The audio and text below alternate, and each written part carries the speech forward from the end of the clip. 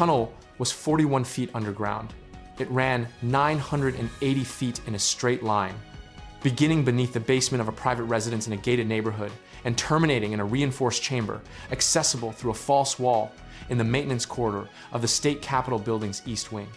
It was 7 feet tall and 5 feet wide.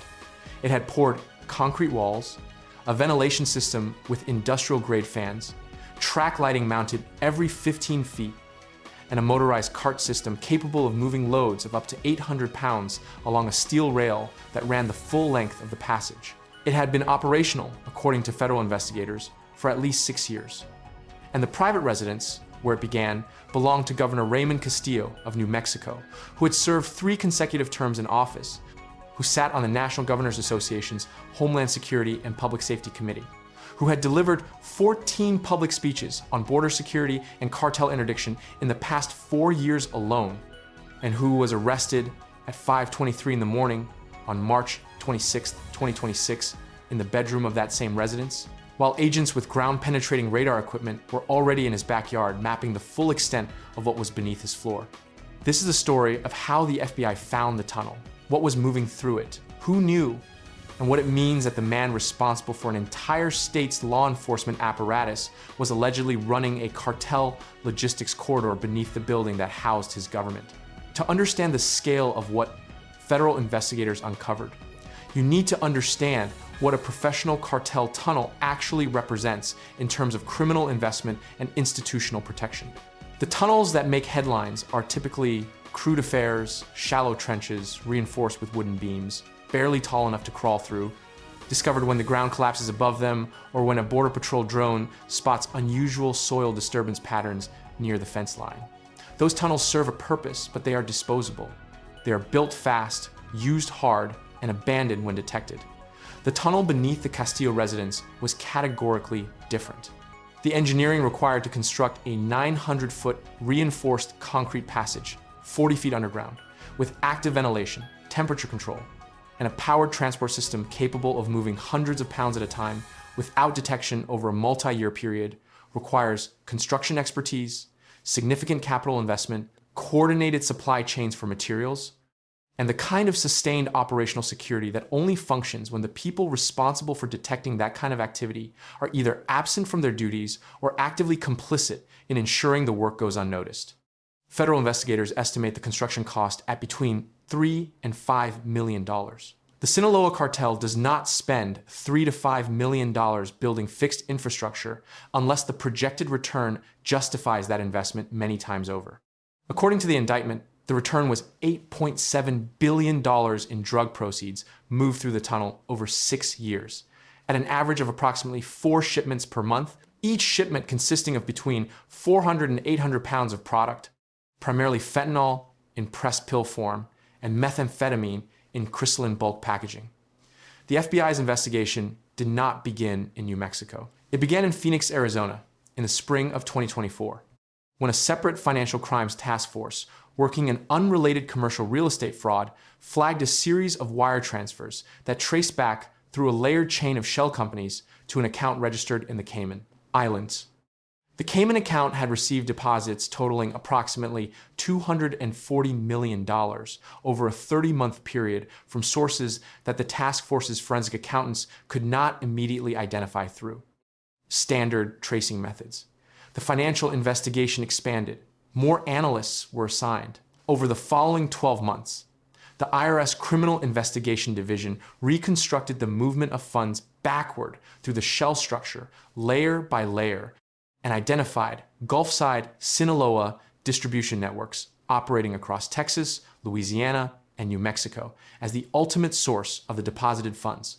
Following those same distribution networks forward, tracing how the cartel was laundering the proceeds back into the United States financial system, led investigators to a series of real estate transactions in Bernalillo, Santa Fe counties in New Mexico. Those transactions were associated with entities that forensic accountants eventually connected to properties owned directly or indirectly by Governor Castillo or individuals in his immediate circle. The investigation shifted to New Mexico. Ground-penetrating radar equipment was deployed covertly over a 4-week period beginning in October of 2025, covering the governor's residential property and the surrounding block under the cover of a fabricated municipal utility survey. The radar returns confirmed what the financial records had suggested, but not proved.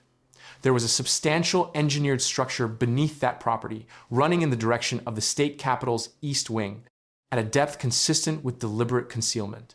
The search warrants executed on March 26th were the product of 18 months of preparation involving 4 federal agencies, 2 U.S. attorneys' offices, and a joint task force that at its peak included 37 investigators working across 3 states. The simultaneous operations hit 5 locations at exactly 5:23 in the morning: the governor's residence in Santa Fe, the state capitol maintenance corridor access point, a warehouse facility in Albuquerque's South Valley neighborhood identified as a staging and repackaging area for tunnel shipments, the offices of a construction company called Mesa Infrastructure Solutions, whose principals are charged as the tunnel's engineering and build team, and the residence of Daniel Reyes, the governor's chief of staff, who was named as a co-conspirator on all major counts in the indictment. The tunnel entry teams held at the perimeter until structural engineers brought in by the FBI had walked the full length of the passage and confirmed it was stable, ventilated, and safe for agents to process as a crime scene. What investigators found inside the tunnel during the initial walkthrough is documented in exhaustive detail in the search warrant return filed with the federal district court in Albuquerque. 14 sealed packages, consistent with bulk drug transport, each weighing between 40 and 60 pounds, were recovered from the motorized cart system. The packages appear to have been staged for a delivery scheduled within 24 to 48 hours of the raid, a delivery that was disrupted before it could move. Preliminary field testing indicates the contents are consistent with fentanyl pressed into counterfeit M30 oxycodone tablets and crystalline methamphetamine. If laboratory confirmation matches the field tests, those 14 packages represent somewhere between 500,000 and 800,000 individual doses of fentanyl, enough to supply a mid-sized American city's entire illicit market for months. Beyond the staged packages, agents recovered a waterproof document case mounted to the tunnel wall approximately 200 feet from the capital end of the passage. Inside were handwritten shipping manifests covering 47 recorded shipments over the 11 months prior to the raid, with dates, weights, coded destination notations, and what appear to be payment confirmation entries. Investigators are still working to fully decode the notation system, but partial analysis already links several entries to distribution nodes in Albuquerque, El Paso, and Denver that federal law enforcement has been monitoring separately. Governor Castillo faces 11 federal counts: conspiracy to distribute controlled substances, which under the quantities involved carries a mandatory minimum of 10 years and a maximum of life; money laundering conspiracy, based on the financial flows traced through the shell company structure back to the tunnel operation; bribery of a public official, specifically accepting payments from cartel-connected intermediaries in exchange for ensuring that state law enforcement resources were not directed toward the corridor that the tunnel occupied; obstruction of justice, stemming from actions taken by the governor's office in 2023 that investigators believe were designed to redirect a state police inquiry that was moving toward the Albuquerque staging warehouse; making false statements to federal investigators, a charge based on a 2023 interview in which Castillo was asked about his relationship with a Sinaloa-connected Juarez businessman and denied any financial dealings. Bank records recovered in the March 26th raid show $312,000 in payments to an entity under Castillo's indirect control during the same period covered by that denial. And the most serious single charge, racketeering under the federal RICO statute, which treats Castillo's alleged participation as not merely a series of individual crimes, but as the conduct of a criminal enterprise operating through and protected by his official position as governor. The RICO count alone carries a maximum of 20 years. Combined with the other counts and the drug distribution mandatory minimums, Castillo faces an effective life sentence if convicted across the board. Daniel Reyes, the chief of staff, has entered into cooperation discussions with prosecutors, according to sources familiar with the case. And those discussions are understood to be substantive rather than preliminary. Reyes allegedly served as the primary operational liaison between the governor's office and the cartel's logistics coordinator.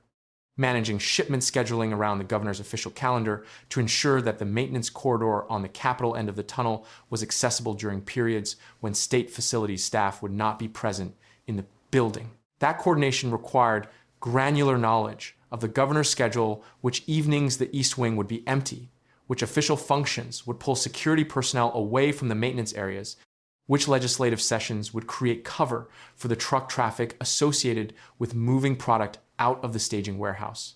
Reyes had that knowledge by definition. He scheduled the governor's life, and according to the indictment, for at least 4 years he used that scheduling access as the operational clock for a cartel distribution network. If his cooperation agreement produces testimony, it will likely extend the investigation significantly beyond the current defendants. The political fallout was immediate and is still accelerating. New Mexico's lieutenant governor was sworn in as acting governor within hours of the arrest. The state legislature convened an emergency session within 48 hours to address continuity of government questions. The National Governors Association suspended Castillo's membership the same day and removed his name from every committee roster, including the Homeland Security and Public Safety Committee, on which he had served as a vocal advocate for exactly the kind of border security measures that his alleged cartel relationship was undermining. 3 of Castillo's former senior policy advisors have retained criminal defense attorneys. The New Mexico State Police Superintendent placed himself on administrative leave the morning after the arrest, pending a review of whether any state law enforcement intelligence had been compromised during Castillo's tenure, a review that, given the indictment's allegation that the governor actively misdirected a state police inquiry in 2023, is unlikely to produce reassuring findings quickly. That last point deserves direct attention because it is the dimension of this case that federal investigators have not yet addressed publicly, but that the indictment's language implies is very much under active examination. The tunnel ran beneath the state capitol building for 6 years. The state capitol building does not only house the governor's office, it houses the state legislature, the offices of multiple agency heads, and critically secure communications infrastructure used by state law enforcement, state emergency management, and certain federal agencies with resident presence in the building. If the cartel had reliable access to the maintenance corridor on the Capitol end of the tunnel for 6 years, and the indictment alleges they did, on a scheduled, recurring basis, then for 6 years, a foreign criminal organization had physical access to the substructure of New Mexico's center of government. What information, if any, was accessible from that position? Whether the cartel used that access for anything beyond moving drugs? Whether any federal law enforcement intelligence about operations in New Mexico or the broader Southwest was potentially visible to people who should never have been in that building? These questions appear in the indictment only as subjects of ongoing investigation. That phrase, ongoing investigation, is doing the heaviest work in this entire case. The $8.7 billion is extraordinary. The tunnel beneath the state capitol is extraordinary. The arrest of a 3-term governor is extraordinary. But the possibility that a cartel had 6 years of physical access to a state government's nerve center is the question that does not yet have an answer. And it is the question that federal investigators are now racing to resolve before anyone who might have benefited from that access has time to cover their tracks. The investigation continues. This is Federal Watch Network.